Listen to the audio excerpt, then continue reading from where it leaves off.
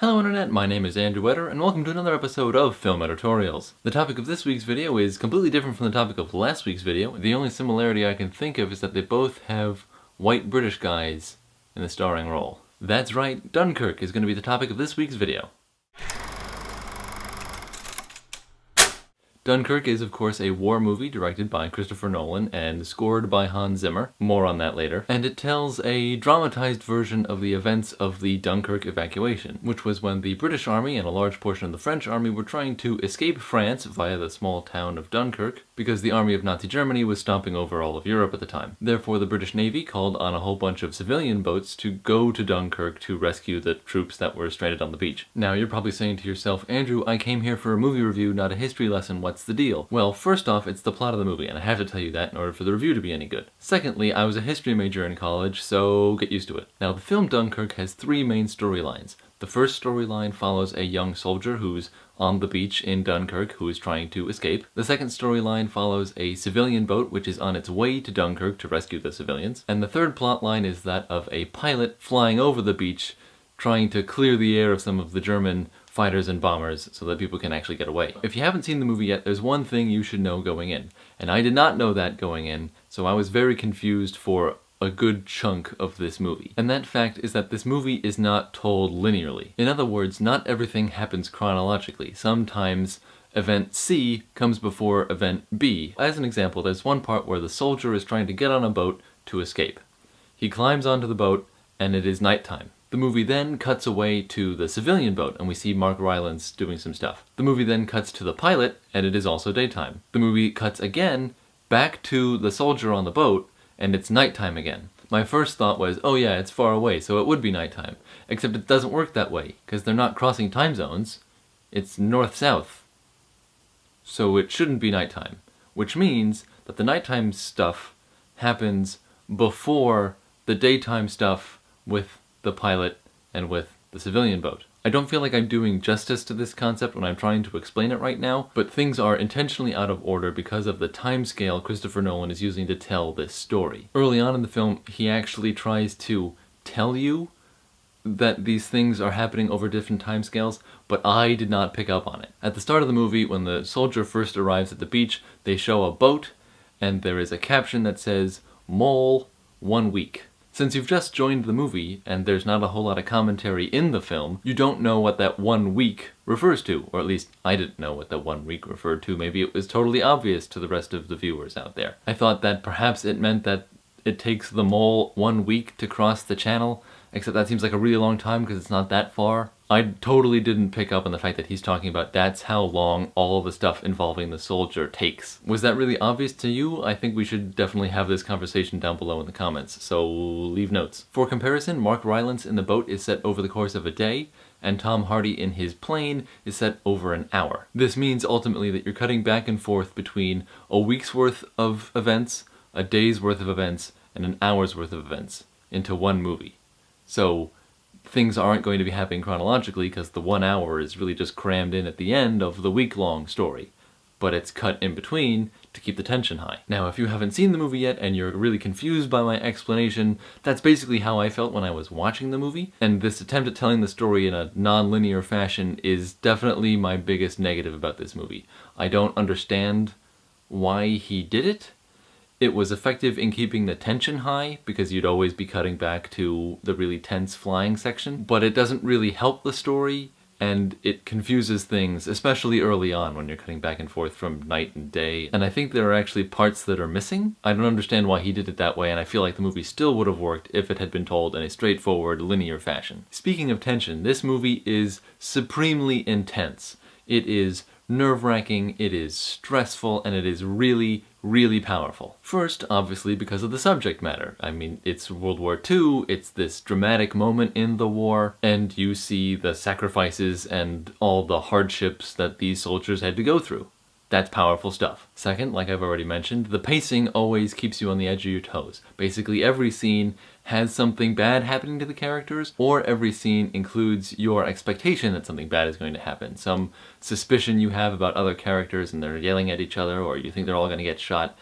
The movie's really tense, plot-wise. And then there's Hans Zimmer, who provided the score for the film, and who decided to turn the volume up to 11, and then put his foot on the pedal and not let go, and the music is an assault on your senses for the entire film. The music is loud, which never lets you relax. He uses all sorts of tricks to keep you on the edge of your seat for music. One of them being that most of the music is based around the ticking of a watch, and when you are watching a film and you just hear that really loud ticking sound, you can't help but be on edge. You're just waiting for something constantly. And that's really the point of the movie, is that all these characters are waiting for something to happen. And that makes it a very intense movie-going experience, which is good, but also a little bad because you're really stressed out the whole time. As far as volume goes, I thought it was really loud. I've been reading articles recently that this was intentional. Christopher Nolan wanted this movie to be loud and basically an impressionist experience, so that you feel just the roar of everything going on, and the dialogue doesn't matter that much because you know what they're feeling, not necessarily what they're saying. In this endeavor, he is very successful. This movie is definitely crafted to get you into the feeling of being on that beach, or that boat, or that plane, where things are stressful and hectic and tense. And that works really well. It does make it difficult to hear what the actors are saying, however, so there are plenty of lines that I missed. And there weren't that many lines because they don't talk that much. When I saw this movie, I saw it in IMAX at my local movie theater, and I know that my local theater likes to play the IMAX really loud because I used to work there! So it's possible that that definitely had something to do with my ability to not hear after the movie was over. Again, let's talk about that down below in the comments. How was your movie-going experience? Was it way too loud? Did you see it in IMAX? Was it even louder in IMAX? Have you seen it more than once? And we can compare IMAX to non-IMAX. As you might expect from such a technically minded director like Christopher Nolan, this movie looks fantastic, and the visuals they chose for the film are really pretty. Like, this is a beautiful movie, but also kind of a haunting, isolated movie. A lot of my favorite shots show basically tiny people on these huge landscapes, and that gives you this sense of isolation and loneliness. And since a lot of the background is gray or beige, it's very isolating and very distancing, and adds to the tension. You don't know where bad things are coming from, but you can just feel that the bad things are coming. As far as performances go, they are uniformly very, very good. Since this movie does not rely on dialogue to tell the story, it requires a lot of physical, nuanced action, and the actors Christopher Nolan chose for this purpose are excellent. Mark Rylance can do a lot with just a look. Tom Hardy is pretty famous just for being able to act extraordinarily with his eyes, which is really good because he wears a flight mask for most of the movie. And the young guys on the beach do a good job with just communicating with their eyes or silently because they're afraid they might get shot. Harry Styles from One Direction, the boy band, is in this movie, and he does a surprisingly good job too. Like, I knew who he was when I saw him, but you don't think about that when you're watching the movie. Also because they introduce him like 3/4 of the way through the movie, and you're already super tense at that point. I think I spent most of this video talking about the things I didn't like about this movie, but at the end of the day, I'm gonna have to give Dunkirk 4 stars out of 5. It's a beautifully and skillfully crafted movie. It is tense and nerve-wracking beyond description, and the end of the film is insanely powerful. I think everyone who was in the theater with me when I saw it was crying at the end of the movie, myself included. But I don't understand why Christopher Nolan decided to tell the story in a non-linear fashion. I didn't really like the way the sound was mixed. The music was very, very loud, so much so that it drowned out the dialogue. And I recognize that that tension and stress can be a little bit too much for some people. The stress and the tension of this movie is the point of it, I know, but you are going to leave the theater feeling exhausted. If you are comfortable or bored or relaxed at any point in this movie, you're somehow not paying attention, or you have been deprived of one or more of your senses.